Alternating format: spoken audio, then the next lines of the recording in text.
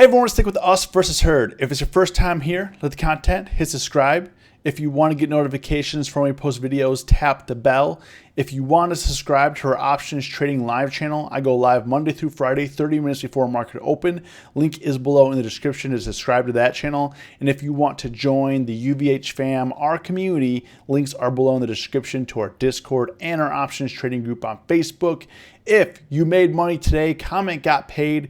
If you lost money today, comment learned a lesson. If you could do me a favor, hit the like button for the YouTube algo. Really helps me out, really helps push the videos. I really appreciate it. Today was a crazy day. I mean, Dow was down over 700 at one point. S&Ps are down 70. They were down like 80, 85 points at one point in time. NASDAQ closed down 180. I mean, just crazy, just epic sell-off. I mean, the S&Ps, this is SPX, I mean, these dropped from 31.40 all the way down to 30.32 from the day before. And it was just relentless. And, you know, they're saying, you know, CNBC has basically a headline for everything. If the market's down, it must be because coronavirus is spiking. If the market up, it must be because of this, because this, must be because, you know, the economy is opening back up, or whatever the case is. So they don't know what's going up or down. I honestly don't know what's going up or down. So for the people that are like, oh, you know, unsubscribed if he says it's going to go up or down tomorrow, I don't know if it's going to go up or down tomorrow. I'm putting my money where my mouth is. You do what you want. You know, this is for entertainment purposes only, not investment advice. And I'm just showing you how I'm currently looking at the market, whether right or wrong. And that's what it is. But you know, today they were saying that the market was coming down on coronavirus rises in Florida and California. We had major spikes of the coronas. And another factor is Biden's leading in the polls. So here we go with the whether this article's right or wrong, it doesn't really matter, but be mindful moving forward in this type of market. We're getting closer to the election. The election's in November. If Biden's showing, like, this is the same thing that happened with Trump and Hillary, and this happens to every presidency. You know, right now, if Biden's leading, they're saying that's not good for the stock market. They want what's good for the stock market is Trump. Whether you like Trump or not, that's what the polls are indicating, and that's what is going to move the algos, and that's what's going to move the market. So be very careful. Be very mindful that data like this is going to be coming out more frequently. It doesn't matter if the data is right, the polls are right or wrong. It doesn't matter. It doesn't matter who you're voting for. I'm just letting you know that this is definitely going to impact the market right here. Many Wall Street analysts are warning their clients that a Biden presidency will not be good for the stock market. So just be mindful. Like in 2016, the stock market actually favored Hillary. When it showed Hillary was winning the polls, the stock market would go up. When it showed that Trump was winning, the stock market would go down. And then when Trump did win, then the market rallied for 2 years straight. you know, it was insane. It was insane. It doesn't really matter what happens here in regard to the stock market. It doesn't really matter who's winning the polls, who's not, but it's going to impact it. It doesn't matter who you want to win for presidency. It doesn't matter. Political opinions doesn't matter, but the polls and the news is going to move the market. And right now it appears that the market is favoring Trump, is not favoring Biden. So if polls are coming out with Biden pulling ahead, whether that poll's right or wrong, the algos are going to pick it up and they're going to run with it. So today could have been a 1-2 punch. You know, the market could have gotten a little topped out too, gotten a little tired, needed some pullback anyways. The market looking for some excuses. They had the coronavirus, rises in the coronavirus, then you have Biden leading the polls. A lot of things happened today. And then tomorrow we have the bank stress tests.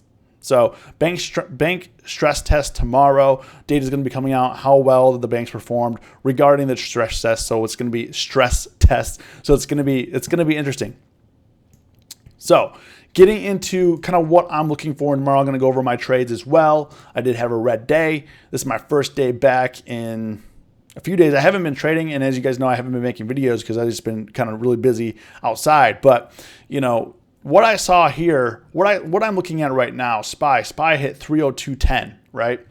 And this came down and it was pretty much coming back down to the support area. Support is around like the 300 area. It came down to 302. It didn't hit 300 exactly, but it did. I thought it was going to break 302. It just didn't. It hit 302.10. And then as you can see, it's recovered, bounced back up to 305, and here we are. Try to break out of 305, 306 area. Just couldn't do it. But I do think, again, not investment advice.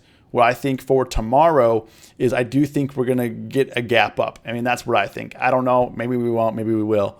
But that is what I'm looking at here. I am a bit red today. I made some mistakes, which I'm going to cover. I mean, in the realized column, I'm down about $74 on the day, $75. My biggest mistake today was Apple. Apple was my biggest mistake. I took a $400 loss on Apple today, and it was mainly due to I thought that I was buying the dip, but instead I was catching the knife. And the worst part about it is this position was profitable. This position was profitable. It was up like 8%, didn't take it, and then it ripped down. I had the on Apple I had the 362.50 calls, bought them for 570, sold them for 570, sold them for 370. So you can see I had two of them, ripped a big hole today. But we did bounce back with 3 back-to-back winners, which we're going to be going over here. I had a debit spread on SPY that I was kind of holding on. It was for August. Saving it for a rainy day, just for a little bit of a protection. Yes, I didn't make like a ton of money on it, but it didn't cost me that much either. So if you look at SPY here, when I put this trade on, so I put this trade on last week and I bought it for $235, sold it today for $305 when it came down. So I put it on June 17th, sold it today when it came down. I was short the 300 put, long the 290 put. So I had a debit put spread on that and got out for, I think it was like 30% or so. So I took that profits. Also SPX, I sold some premium in here. I was selling same day expiration.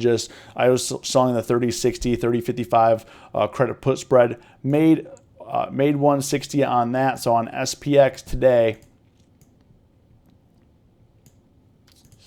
Come on. Yeah. Okay, so on SPX, I got 310 credit, bought it back for $1.50, only had one. Probably definitely wish I got more of those. That definitely, on those, if you're selling premium like on SPX same day expiration, yes, they are profitable, but you need to be very, very careful, because as you can see here, on SPX today, I was trading a bit, and I thought I was going to recover a little bit, broke out, but around like 30.66, it tapped it 3 times and came back down, right? So it was a mess. It was a mess. Came back down to the support here. However, it sold off into the close. So, you definitely want to take your profits. I did take my profits when I was above 30.60. That's how I made the money, $160 off that, which is, pretty good return. I was actually almost my max loss on there was $190, and I made 160. So I almost made 100% return. That's pretty great. Pretty great. So I did sell some premium in there when I push above, but you got to take your profits, because as you can see, close below 30.60. So you got to pick up on those momentum trades if you're looking to sell some premium in there. Then Zoom, I caught a nice little trade on there today. Definitely wish I had some more. So I bought the dip on Zoom and I made $96 on Zoom. This was a day trade. So I did a bunch of day trades today. 345, I bought it for 345, sold for 441. I had the 255 call, and as you can see, this thing was crazy. Let's go into Zoom. I had the 255, sorry. Yep, 255, just to be sure. And I bought it for 345, so it was right on this ramp up in here. This is the 255 call, and it ramped. It went all the way up to 544. I mean, I sold it for 441, so I left some money on the table. I'm not gonna complain, but I didn't catch the bottom exactly. I bought it right on this candle when it was pushing up, so I bought it for 345. Timed it pretty great, and then we got out right at the top here because this definitely could have came back down, but thankfully it did not. It did close at 512. So, you know, another $60, but we made our money. That was a really solid day trade on that. Now, to get into the mistakes that we made today, okay? Apple 362.50. What a disaster. Okay, so $400 loss. Bought it for 570, sold it for 370, 362.50. So let's pull up Apple over here. And what happened here was, let's see here, 362.50. I'm definitely glad I sold it because it's now going for $299. I sold for 370, so it would have been worse. I cut losses, probably cut losses a little bit too late, but it was just moving so fast. I wanted to give a little bit of time in case it wanted to bounce, but did not want to bounce. I was playing right here, bounce levels at 362.50. I thought it was going to bounce. It did bounce. I was actually profitable, so I was at 912 this morning. So right in here, I played the bounce. I thought I was going to push to 365 was my target. It just never made it. I'm sorry, 366 was my target. It just never made it, and came tumbling down. Thankfully, I mean, I didn't hold it all the way down to there. I mean, I sold it for 370 at 10:16. So an hour later, an hour felt like, so I sold it right in here. An hour felt like eternity this morning when the market was dropping. I mean, I guess I could have hopped on the short side, but I thought that we were going to rip up, honestly. And we just didn't. You know, it tried to this morning. You know, that's kind of where it faked out. It ripped up, came down, and I thought it was going to go back up, and it just came tumbling down. So, you know, be careful. Wait for better entries. Better entry right in here would have been definitely right in here, obviously in retrospect, but don't try to catch the falling knife. What I did wrong here was when it came down from 368 down to 362, I tried to catch the knife. And that's not a good idea. Not a good idea. So I broke some rules there. And when you break your rules, you lose. I broke some rules and I lost. So I deserve it. Luckily, we made some back and realized. Now, the other two losses today, like some of these are like these are pretty big losses, but I've been bag holding them for some time. We do have, you know, like Boeing, we do have a bunch of time on right now, 23 days. Disney, we have a bunch of time on. DKNG, but the trades that I'm concerned about right now that opened today, Netflix. So I opened up the 460 Netflix calls. You're like, hey, you're down 300. Why did you hang on? Why did you hold on? And why didn't you just cut it? And the reason why, let me show you kind of what happened here with Netflix today. So I bought the 460 calls on Netflix for $590. Okay.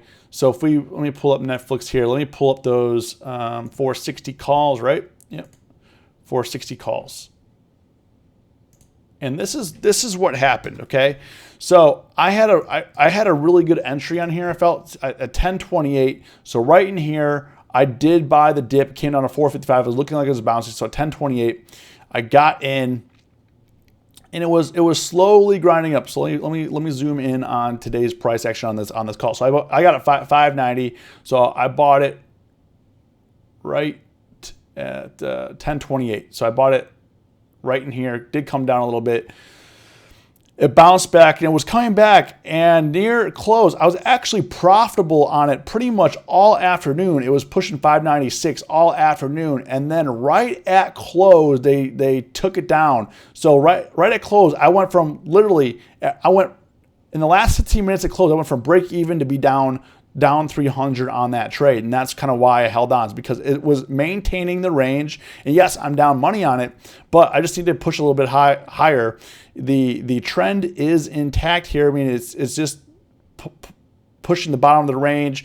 You know, it did take out that premium, and they did crush premium pretty good, because, you know, this dropped from 460. I was in the money, I was up on the position, and then they dropped it, you know, even $2. So that hurts a lot. So it went from literally on the 15-minute candle, it went from 570, 580 down to 445, closed at 445. So I do think that the only reason why I held, because I do think that these stocks are going to move up tomorrow, and Netflix is a kind of a Corona safe stock, so I think that it will bounce higher tomorrow. But right now, it pulled back a little bit, which we were expecting a little bit of pullback. It didn't trigger any of my alerts. It just really sucked that premium out. Now the other one today was Tesla. Tesla, the same story. I bought the 1,000 call for 370. Okay. Now I normally don't buy that far out of the money, but I was watching this call and there was a lot of volume. And even though earlier today, let me go back to the 1,000 call here. So I'm down on this call. I'm down $115, but let me show you.